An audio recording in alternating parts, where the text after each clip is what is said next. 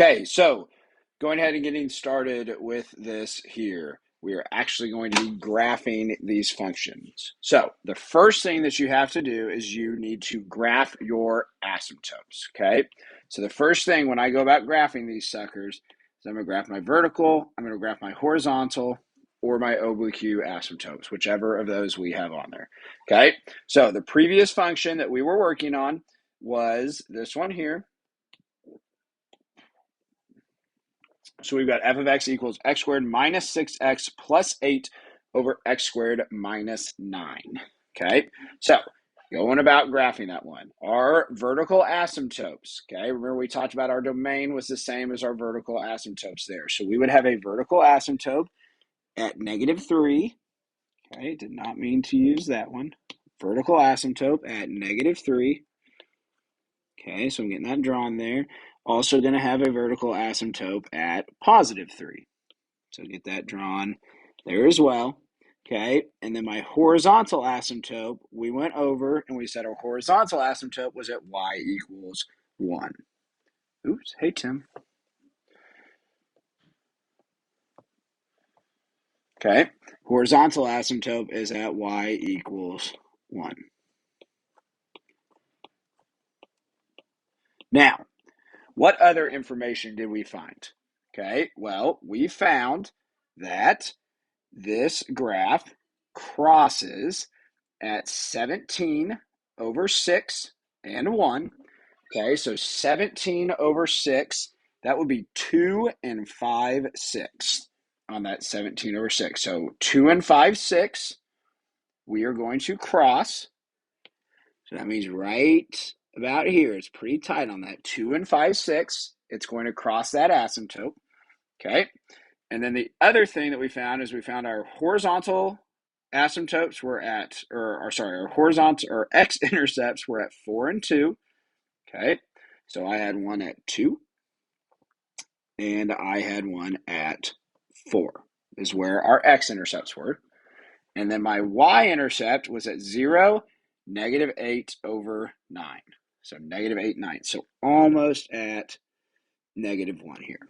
Okay, so that's all the information that we found. Now, before we get started on graphing these, I'm going to tell you guys there are a few types of these graphs that you guys need to be prepared for. Okay, so most of the graphs will have 2 vertical asymptotes and 1 horizontal. 2 vertical, 1 horizontal. Okay, and 2 vertical and 1 horizontal. Okay, now the first type you can have is if it crosses in the middle. So if you find that it crosses your horizontal asymptote in the middle, it is going to make some sort of a snake thing. So if you find that it crosses in the middle, it's going to make some sort of a snake thing there. Okay? If it makes a snake thing, on the outside, it's going to look like our reciprocal function with the swoops. Okay? And we will talk about if the swoops are on the bottom or if they're on the top. We'll talk about that later. But one option is that it crosses in the middle. You have 2 swoops on the outside. Another option is it crosses on the outside. So that's going to say it crosses somewhere out here. Now, if it crosses on the outside, what it's going to do is it's going to start up or start down low, and it's going to come to where it crosses. It will drop down, and then it will come back up towards the line. So it crosses, and then it kind of makes a little bump, and it goes back up. Now, if it crosses on the outside, that means on the inside, you're going to have something that looks like a parabola. Okay? And then the other side where it's not crossing is just going to be your typical swoop. Okay? And then the last one is going to be if it doesn't cross. So if you find when you're trying to figure out if it crosses the horizontal or the oblique asymptote, and you find that it does not cross, okay, then that means you're going to have some sort of a parabola here in the middle, and then you're just going to have normal swoops on the outside of it. Okay, and those are the 3 common options that you guys will see when you are graphing these rational functions here. Okay, so let's go ahead and finish then with what we're looking at. Okay, so we graphed the vertical and horizontal or oblique asymptote. Second, we marked where the graph crosses the horizontal and the oblique asymptotes. Okay, so what this tells us then, on this graph, we need to know in this section here, is it above or below? We need to know in this section here, is it above or below? And then since it crosses in the middle, I found out that it crosses in the middle. Since it crosses in the middle, I know that we're going to have our snake function. Okay. And here is my points that I know are on that graph. Okay. And I'm just going to follow those up and turn this thing into a snake. Okay. So how did I know it made this snake? It's just kind of connect the dots. I'm here connecting the dots. Oh, it has to keep going up. And here it has to keep going down. Okay.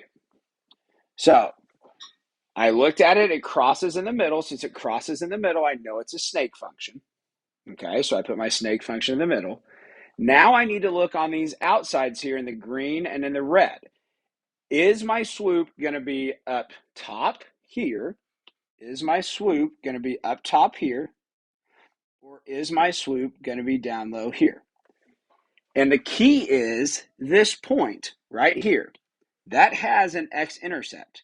Since that has an x-intercept there, I know for a fact that my bottom down here has to be the swoop because that is where my x-intercept is. My x-intercept is down here, so that means I have to have a swoop down here. There is nothing up top. Okay? Now, over on the red side of this, we're going to use the counter logic of this. Okay? My options are I could have a swoop up top here, or I could have a swoop down here. I cannot have a swoop down here because if I had a swoop down here, we would have to have an x-intercept. But I know for a fact that I don't have an x-intercept there. Okay, I have an x-intercept right here, and I have an x-intercept right here. But I do not have an x-intercept there. Since I do not have an x-intercept there, I know that it has to be up on the top of this. So it has to be up there for my function. Okay? And that is how you guys go about graphing these rational functions. Okay? So just kind of again, the key is knowing these three possibilities for what you could have. It crosses in the middle, it crosses on the outside, or it doesn't cross at all. Okay? And then we use all those, and you end up making your function look like one of these three options. Okay? We're going to do one more example on the back of your notes, and then you guys will be done.